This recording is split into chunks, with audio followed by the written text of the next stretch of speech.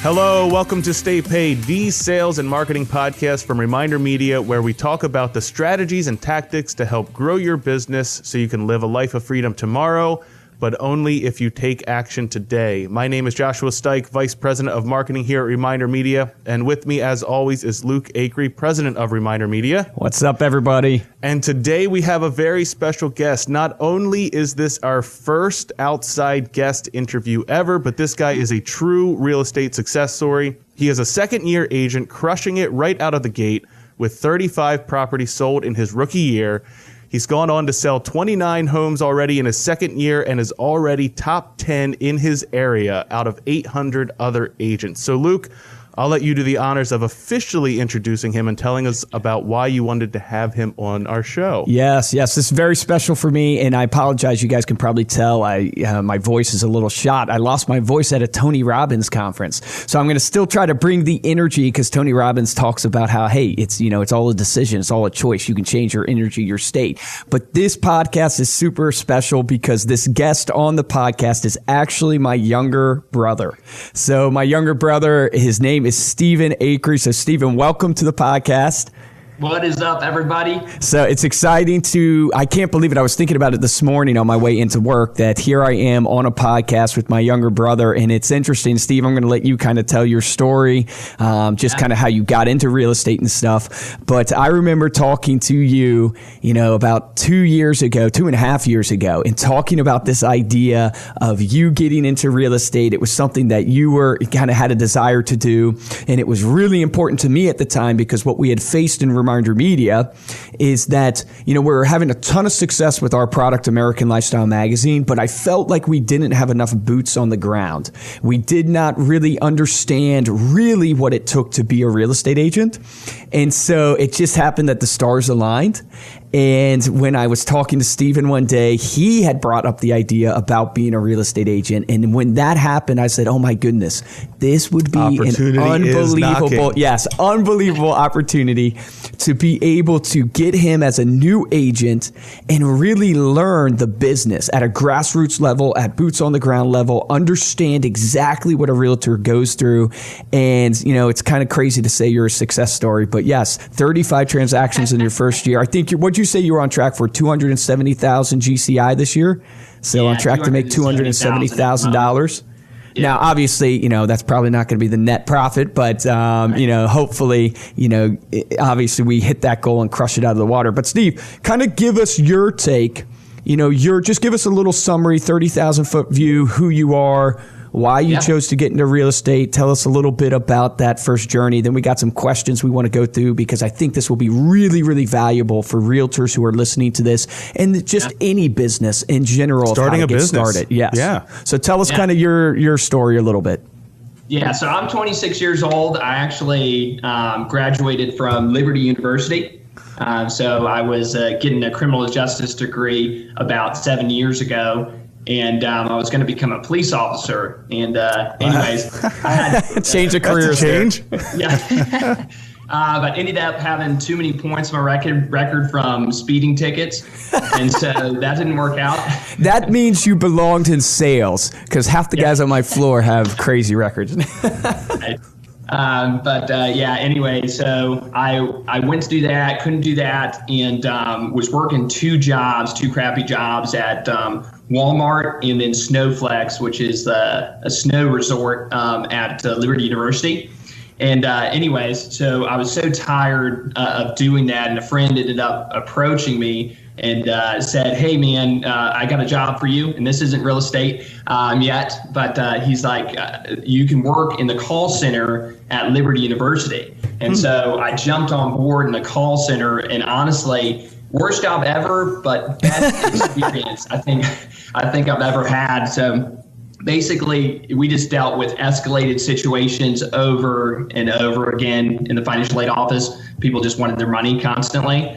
And so it just gave me a really good experience with people, how to, de-escalate situations and just deal with people, build relationships, all that good stuff. But ended up working there for like 3 years. And it was about time. I don't know if you did it. Was I the one that approached you, or did you mention it? Were the voices? So the way I remember it is you had talked about real estate on a phone call like two and a half years ago, something like that.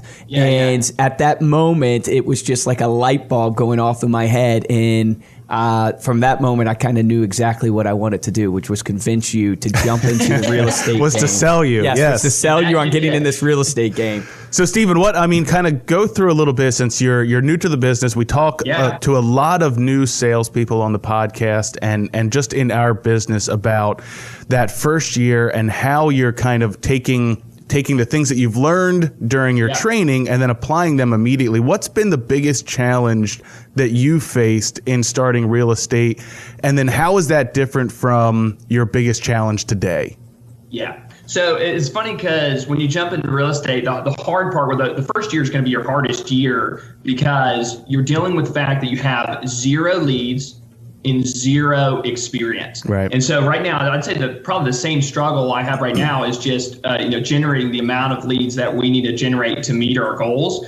But it's funny because the first year, you get in and you don't know how to prospect, you don't know who to prospect to, but you also have 0 experience, so your conversion rate is so much less. I probably had a 25% conversion rate last year. I had so many potential leads that I got from making active phone calls, whatever it may be. But the funny thing is if you don't have the experience, you have a hard time converting those leads. So the change from I guess then until now is I'm generating leads, but I'm also converting. And we can talk about that. So explain, just kind of get a little granular with the audience here. What are you considering your conversion rate? Yeah, my conversion rate now is only at 50%.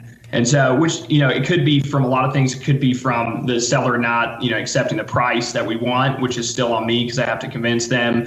It could be I don't have a good, presentation, whatever it may be. But I'm at 50% conversion rate as, in comparison to that 25%. Is that on list? Is that taking a lead to an appointment, lead to a listing taken? Or is that a listing presentation closed? That's listing presentation closed. So, awesome. Yeah, wow. Absolutely. Awesome. Yeah. So I think would be really good for the audience. So talk to them a little bit. You did 35 deals, right? Your first year. Yeah. Talk to us a little bit about how that's like where you got those deals from and how you got it off. You talk about the biggest pain point is you have no experience and you have no leads. Right. So what did you do to start generating leads? Like where did it come from? Well, it's a funny story because I actually jumped into real estate in my very first day. I jumped into a class I work at Keller Williams, that's my brokerage, and we're known, just for training people. So anyways, we were going through the Ignite class there, and I just remember thinking, I had a part-time job with the broker owner here at Keller Williams. She actually gave me a part-time job and generated leads for her. Knew nothing about real estate. So anyways, I decided to quit that job. And so I had no income coming in.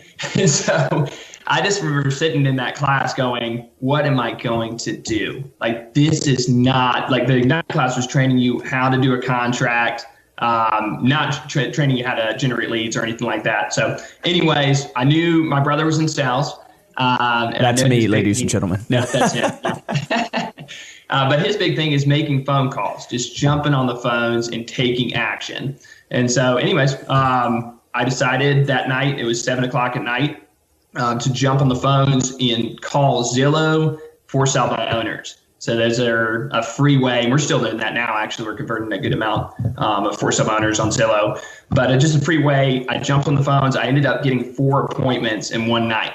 And so at that moment, I was like, you know what? This is something I can do. This is fun. And I don't think I've had as good of a day. It's kind of a God thing, to be honest with you. I don't think I've had as good of a day, since then, generating that many leads. But really, it has been active phone calls. And we'll talk about, staying in front of your sphere as well, because that's where most of our leads are generated from right now. But yeah, just jumping on the phones and taking action on that. Yeah, I love that. It's interesting. 2 points that I think you made there that I want to point out is one is you got into real estate, but you still took a little bit of a part-time gig working for the broker, working for her. And it wasn't until you basically said, I got to quit this. I got to quit this part-time thing and be fully committed. And that that commitment is really what made you get on the phone. Well, that's burning the ships. Yeah, that's literally the Cortez. You got to burn the ships, man, or you never go back. Right. And I always say, look, the difference between 99% committed and 100% committed is everything. So that 1%, the difference between 99 and 100, that 1% is everything in business. And so that ability that made you go, even if you didn't want to get on the phones, you got on the phones anyways because you got to eat. And then lo and behold, you found one of your greatest lead sources, which is calling FSBOs. Yeah, and that's funny too, because I think it was a blessing burning the bridges in the beginning of my real estate career. It can't sustain itself, obviously. So you need to have a big why, to your business. You need to know your goals, kind of thing. I did not know that in the beginning. So it was good, jumping in now. I know my goals. I know what I want. I have a vision for what I want in the next 5 years, kind of thing. And that's what's really going to sustain you, So I think. how do you, when setting the goals for yourself, because that's so huge, how are you holding yourself accountable as a business owner, someone working for themselves? How are you holding yourself accountable to the goals that you're setting? Yeah, I think the biggest thing probably for me was just surrounding myself with successful people. Obviously, I'm pretty lucky to have Luke here, but he calls me pretty much every morning, and we kind of go over just keeping yourself motivated, I think, and keeping that desire going. Because, you can do anything as long as you build the desire of what you want. If you do that, then you'll be able to sustain yourself. So it's constantly immersing myself in podcasts, looking for new ways to build a business, and then having someone to check in with you and go, hey, these are your goals. Are you meeting them? That's awesome. Yeah, I remember we would talk about whenever we would go through our content meetings and things like that, and Luke would be like, "Yeah, I was up at 5:30 this morning. Called Steven at 6.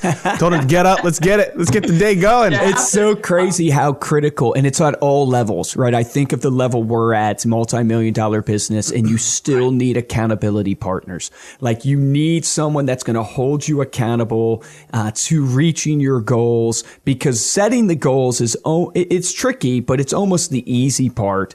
But holding yourself accountable to those goals, it's really hard to do. It is a great takeaway for this, from this right here is if you don't have a mentor, or you're younger in the business, and even if you've been in the business for a little bit, who are you partnering with that you can kind of bounce ideas back and forth of, and then actually taking action on those ideas?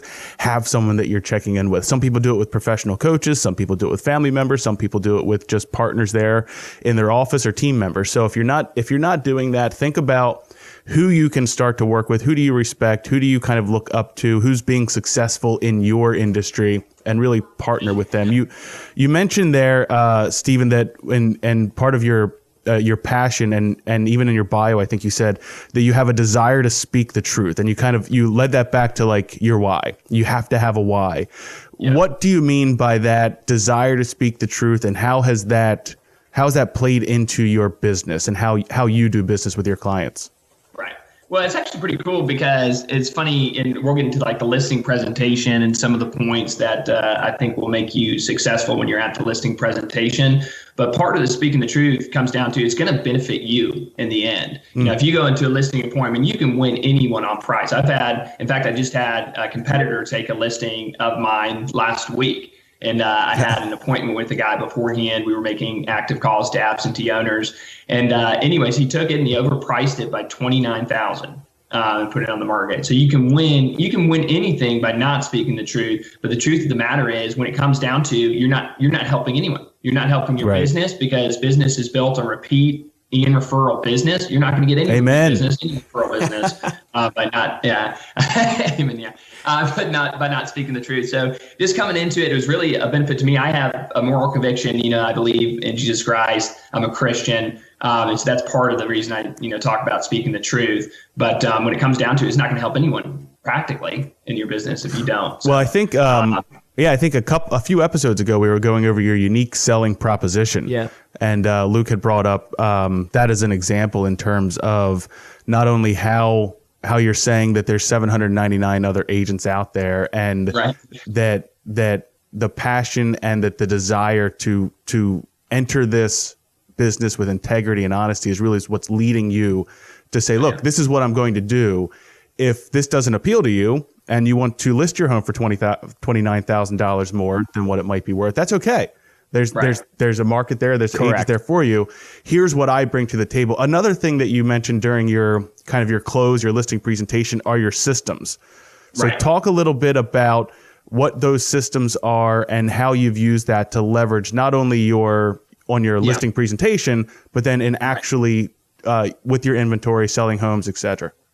Right. So right now it's kind of cool because I just hired on an inside sales rep, and I have an awesome assistant, Kelly Eldridge. But we make phone calls, at least 2 hours a day. Inside sales rep is all day. But they set up the appointment. They put it on my calendar to go. And that's so we'll talk about Google Calendars. I follow a system of daily just putting everything on the calendar. And I just follow that religiously. But anyways, they'll put my appointments on the calendar. I have Kelly Eldridge follow up with the lead, let them know I'm going to be showing up at a certain time. And I do show up at that time. First key to business, do what you say you're going to do. Yeah, show up. I show up there. We have a listing presentation I bring to the table, a couple awesome marketing tools like the magazine that you guys produce and a couple other things. But we just we have a marketing plan that we follow religiously that we do for every single listing. And I think part of being able to do that, I talk about this in my listing presentation, which is important, is just having leverage. And so I can't do all of the marketing myself. I can't send out the email blast. I can't send out the text blast, to people. I have Kelly Eldridge, my awesome assistant, who actually does those things, if that makes sense. So I think it's just coming up with what needs to be done, what value can you provide to people, being creative, following what other people do, and then just figuring out a way that you can implement that over and over again. Because the truth of the matter is, as soon as you start to get 60 transactions a year, if you don't have systems in place, then you're not going to be able to follow through with what you said you were going to do. I think that's such a critical part there is what can you do that you can do over and over and over again with consistency and results. It's interesting. I read a quote today from Grant Cardone, and he said the key to sales is certainty.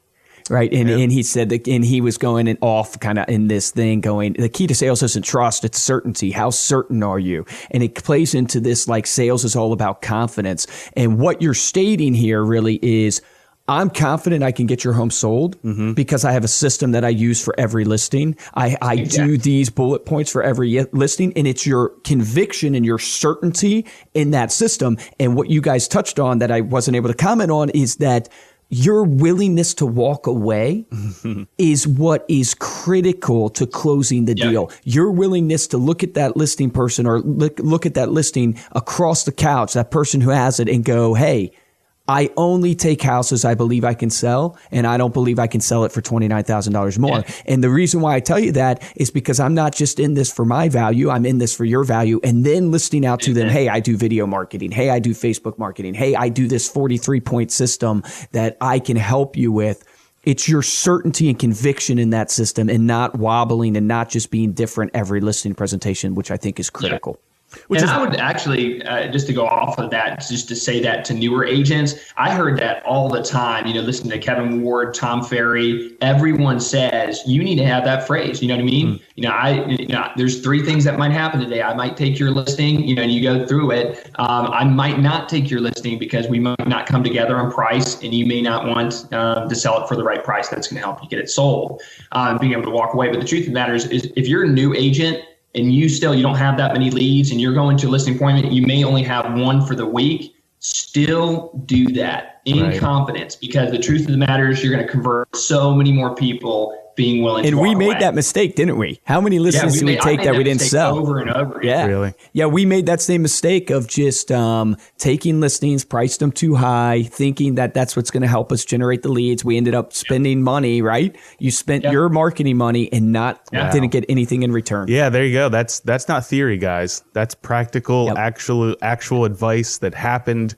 It's why we talk about building your vision, building your mission, understanding what your core purpose or your drive or your values are, because ultimately that's what you can build a foundation on. And you're not just going to breeze through, grab a bunch of leads in the first year and then end up maybe failing because you haven't identified that. That's why you do it, because you're in it for the long game. Speaking of failing in the first year, there are a lot of agents that fail in the first year. Why do you think that is? From your perspective, what have you seen that leads you to believe that to kind of be happening? And what do you feel you've done to make it into that? Now, I know that 5 years kind of like the next cutoff point, so you're still in that journey, but it's looking pretty good. So what are you seeing? Yeah, it's taken a long way. But yeah, I think we've kind of already touched on it a little bit. But the truth is like, if you don't, it's like the Bible verse, without vision, the people will perish. And I think if you don't have a good vision of where you want to be, this business is very cutthroat. There's 700 agents in my marketplace. I just talked to the number one agent in Northern Virginia the other day, and there's 17,000 agents in his marketplace. So the truth of the matter is, if you don't have a good vision, it's very cutthroat. You're going to be working 12-hour days to get started. And if you don't know where you're going to be, and if you don't implement the systems to help you meet that vision, that goal, then you're going to fail because you're going to get so drained. Now, Luke keeps saying 800. Is it 700 or 800? Wait a minute. 799. There's actually 1,000 registered agents in our MLS. See, I didn't even exaggerate. There's actually 1,000. I thought Luke kept up with the number like he does with our goals. Now that I know there's 1,000, that's what I'm going to start saying. Out of 1,000 agents, no. But there's 700 and something active, I think, agents in our MLS at the moment. Obviously that changes back and forth. But yeah, just I think vision, implementing the systems to help you meet that vision. And then actually just taking action. So let me ask you this then, because I think it's important. Agents are failing. The stats are like 90% fail within the first 2 years, right? So agents are failing left and right. Day one, they get into this business. Right. Where are your leads coming from? So when you look at your deals, you close 35 deals your first year. You're at, what'd you say, 29 right now? And it's I'm at 29. Yep. And you're a couple months in, or 4.5 months in, I think, to your second year, right? So your goal is how many this year? Our goal, well, it's switched now. I just hired on some people, and so my individual goal was about 60 transactions. Now we're gonna boost that up to 100 transactions for the year. Awesome. So, you look at the deals you closed. Where have they come from this year? Yeah, so we just backtracked. I'm glad my other brother, Mark, is jumping into business. He's taken over 50% partnership. Haven't quite announced that yet. So, we got a special announcement on Stay Paid. He came in, the first thing he said, which was actually really beneficial, and we are tracking our numbers to a certain extent, but we just sat down, we went over all our leads, where they're coming from, where, what are these closings coming from, and then the other leads that we're not converting as well. But most of them are actually coming from our sphere, which is kind of imagine that. Everyone says. Crazy. We know that. We know it to be true. We know the National, Association, their statistics and everything like that. But the truth of the matter is, you're not as active ever with your sphere, because I think that they're the easiest transaction once you get them. And so it's funny to me because we're focused on, absentee owners, for sub owners, expired listings, you name it. We're focused on these active lead generation tools because we're like, where can we get these additional leads? But the truth of the matter is, most of them are coming from our sphere, which means that, and they're the easiest transaction, which means that we just need to follow up with the people that we know and plug people into our database constantly over and over again. Yeah, it's interesting. You named a couple right there that I want to go over. So they basically, you're actively calling FSBOs, expireds, absentee owners. And so you're actually doing that actively every day. But you also have this referral source or this sphere of influence source that you have. Yeah. What about your internet leads, right? Because I know you're doing internet leads. So tell a little bit about what you're doing on Facebook, because I think it's important for everybody to hear, because I really do think it's a cumulative effect. Like, I'm a firm believer in marketing. It's not just one avenue. It's the active phone calls. It's the keeping in touch with your sphere through American Lifestyle Magazine like you're doing, right? It's the, we haven't even talked about geographic farming. We're doing some geographic farming. And then you have your Facebook that's happening. So tell a little bit about what you're doing on Facebook right now. Yeah. Well, the truth of the matter was kind of funny is we're doing a ton of branding with our Facebook ads, and we're really trying to hone in on actually capturing leads from Facebook as well. And don't get me wrong, we still are. We're just not capturing as many as we could.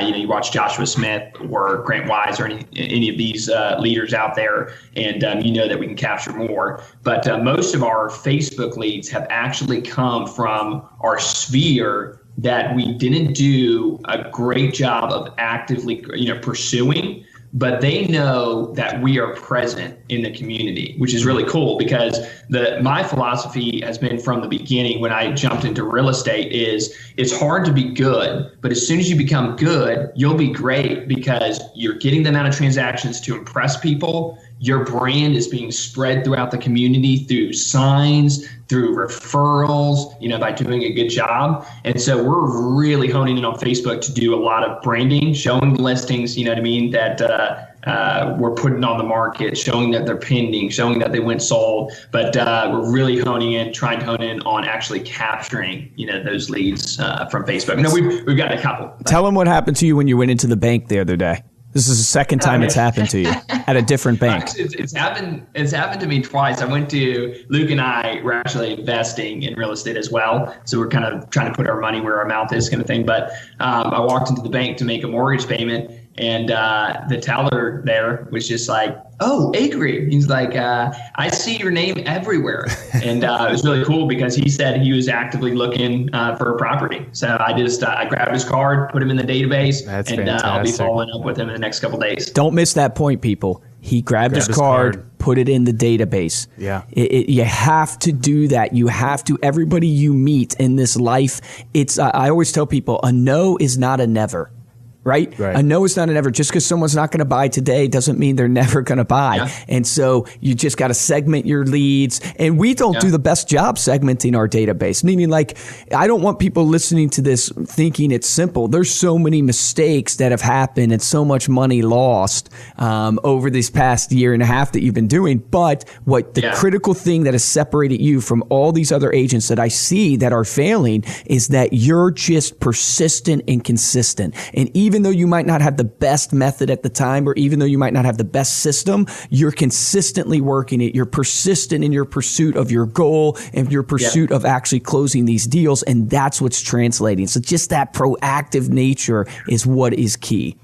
Yeah, I would say that as well, because I think that once you hear, all these speakers online, they make it sound like they're not human. You know what I mean? Right. That they're not plugging away. When I wake up, if I wake up, at 5 o'clock in the morning, I'm doing that less and less now. I need to get back into it. But the truth of the matter is it's going to be difficult. It's going to be one of those things where you feel like you're not doing it right at some point in time, but you just got to keep getting up and keep pursuing it, keep doing it. Well, yeah, it's that Instagram filter where it looks like, it looks so perfect. But then you don't see the hard work, the passion, the drive, the daily, what you're doing every single day to make that happen. It would, even in that scenario with the bank, it would be so easy to walk out and they'd be like, "Man, that was cool. Someone recognized me." Right. But just knowing what your goal is and knowing, okay, my next step here is to get that individual's name, get them into my database and follow up with them later to make sure that I'm there whenever they're ready to make that decision. Yeah. What's your biggest mistake? Like, you look back over the first year and a half, what's been the biggest mistake? Or mistakes, I guess. Yeah, I will say it's kind of funny because this actually doesn't go to lead gen. You'd think it'd be something where not converting leads or something like that. I think my biggest mistake, which was so costly and consuming time, was not taking responsibility for certain things. And I know that sounds stupid, but when you're in the transaction, there's so many things that can go wrong, especially being a newer agent.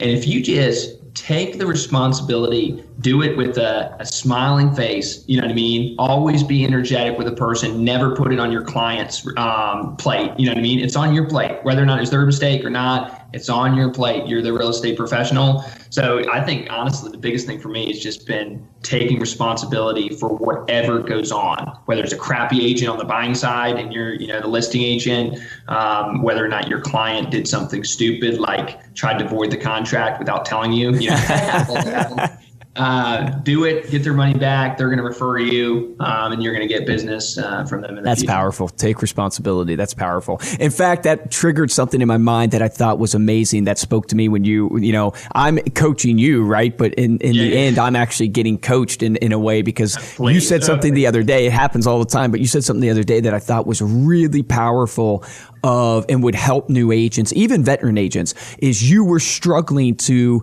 after the inspection took place, right? You were struggling because you were going and you were presenting to the person all that was wrong on the inspection. Tell that thought that you told me the other day on the phone, which was that little mind shift that you've done that's made all the difference on people actually following through with the close. Yeah, I'll tell you what, taking responsibility, always doing things with a smiling face, but presenting, I always would go into these repairs, right? And I don't know what I was thinking like back then, because now it's just so clear to me. But you'll have these repairs that will be, $2,000, which is actually not that much in the grand scheme of things. You know what I mean? Right. When you're making the personal, 150,000, 250,000, whatever it may be.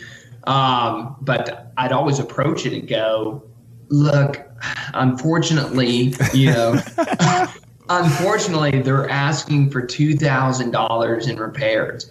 And then now my approach, it obviously has to be in the benefit of the sellers, don't get me wrong. But if it's in the benefit of the seller to accept and do their responsibility, mitigating radon or, repairing a deck, whatever it may be. But taking responsibility and going, hey, look, I've seen some pretty bad inspection reports in my time. And I'll tell you what, this actually isn't as bad as I would have thought it would have been, coming through. They only asked for $2,000, worth of repairs. And it's something, and pointing them back to, you're about to make $250,000. That's top of market value. And you're about to spend only $2,000. And you're not even going to spend it really because it's going to come out of the proceeds of the house. You know what I mean?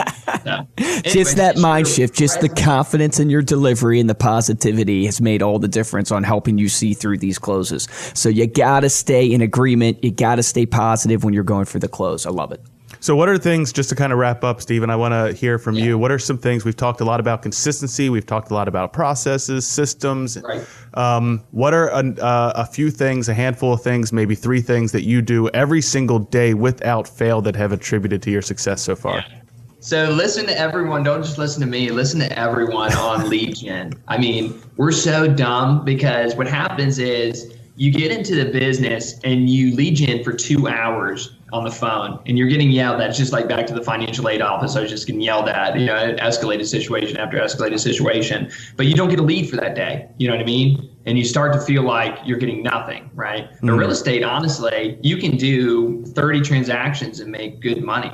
And so if you think about not getting a lead for the day, it's really not that bad. Wow. And so anyways, just continually lead generating without fail every day. And I wouldn't necessarily say that I've had systems in place where I lead gen from 8 to 11 every day. I'm not that focused. I need to be, but I will say I did come in a ton, 7 to 8 if I didn't lead gen throughout the day. If I didn't do it, I lead generated every day. Nice. And so the biggest takeaway I think is just make sure you follow what people say. Get on the dang phones. Get on the phones. Get out in the community. Talk to knock people. On the doors.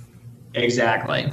And then I guess the other thing that I make sure we talked about the responsibility taking. This is so important. I mean, answer the phone, do it in a good attitude, have a smiling face when you're doing it, and take responsibility for whatever is on that end. That is a servant mindset. Absolutely. Yeah, exactly. And then I guess, go ahead. I'm sorry. No, you had another?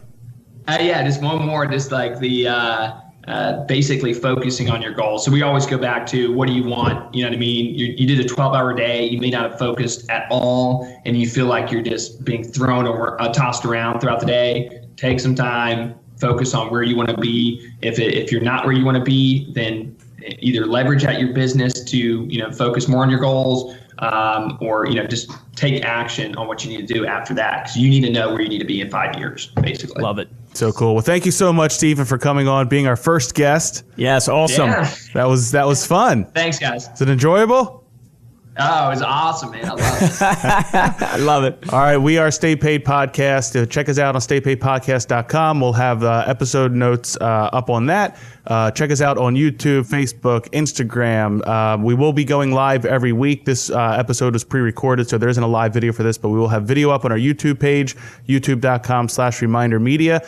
For this week, I'm Joshua Stike. And I'm Luke Acree. And I'm going to close with this, guys. We always try to close every podcast with an action item. And just listening to Steven speak right there, I think your action item really should be those 3 takeaways, which is, how are you lead generating every day, right? How are you making sure that you take responsibility for the actions that are happening in your business, good or bad, your fault or not your fault?